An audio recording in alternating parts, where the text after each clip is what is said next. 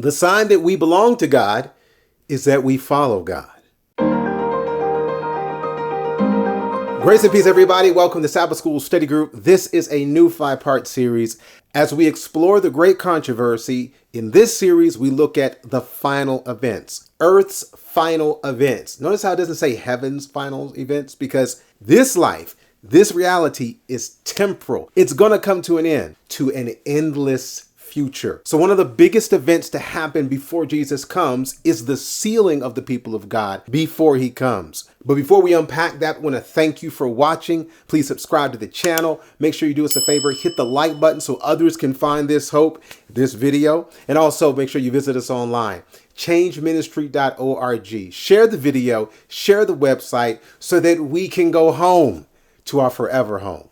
Revelation is the book of revealing. Remember, it is the revelation of Jesus Christ, but also revealing himself through his people, his Christians. One of the things that God is doing now in the earth is sealing those who are his, those who belong to him. In Revelation chapter 7, verse 1, it says, "And after these things, I saw 4 angels standing on the 4 corners of the earth, holding the 4 winds of the earth, that the wind should not blow on the earth, nor on the sea, nor on any tree. And I saw another angel ascending from the east, having the seal of the living God, and he cried with a loud voice to the 4 angels, to whom it was given to hurt the earth and the sea." The activity of the angels. On the one hand, angels holding back, and then on the other, angels moving forward. Forward in the work in the earth of sealing God's people. Love the imagery is so clear. The fact that God is going about not so much picking and choosing who he wants, but picking and choosing those who want him. The fact that it's going on right now is what makes this time so exciting, but also so important. That right now we're deciding eternity. Knowing that this is happening prophetically, let's look at the seal itself. Now, the thing that's interesting about the seal of God is that the seal of God is an indication or a sign that we belong to God. If we all went to a restaurant, I can know where you got your food from by what name is on the bag or what name is on the box. In the same way, we know who we belong to, but the name or the sign on the box, the name on the heart. So when you go to Romans chapter 4, verse 11, speaking of Abraham, for example, and Abraham received the sign of circumcision. Circumcision was the seal of the righteousness of the faith which he had, yet being uncircumcised, that he might be the father of them that believe, of all them that believe, though they be not circumcised, that righteousness might be imputed unto them also. Now, 2 things are happening here in this verse. 1, to show us that what Abraham had by faith, you and I can have. That's why he becomes the father of those who believe by faith through Jesus Christ and God. But God also, in this context, provided a seal that would let others know of his internal decision. The seal is what let people know who Abraham belonged to. In this case, it was the circumcision, the removing of the foreskin of his male anatomy. In the same way, God is able to look at us and know who is his, to know who belongs to him. But not only God, even other people can look at people and know what people belong to God. One way to do that we find here in Ezekiel chapter 20.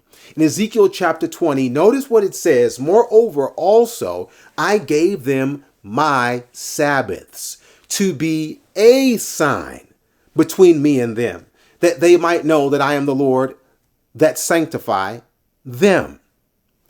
Please note, a sign. Some people try to make the Sabbath the end-all sign of belonging to God. But remember, everyone who was involved in the court that crucified, that executed, that assassinated Christ went to church on the 7th day.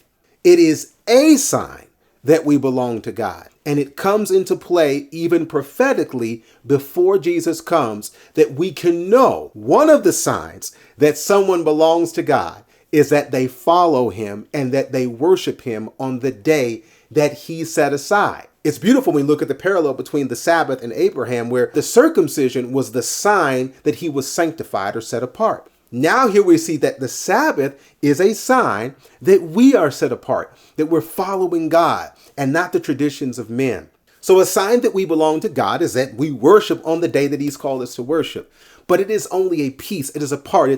It's like a bouquet of flowers. It's only one of the flowers in the bouquet of belief. That means that we worship God only. That means that we don't make other idols. We don't look at other images and make them out to be God in the second commandment. It means that we don't take his name in vain, and that when we call on his name, we know that he hears us and he answers. It also means that we honor our fathers and our mothers, and that fifth commandment, then the sixth commandment, and that we don't kill, whether literally or even spiritually or emotionally. We are faithful to our commitments, faithful to our husbands and wives, faithful in our relationships, particularly the marriage relationship. It means that we don't steal, we don't take. Why would we want to take when we have a God who's always willing to give? It means that we tell the truth, we follow the truth, we live what is truth, and we do not lie. And then it also means that we don't covet. We're content.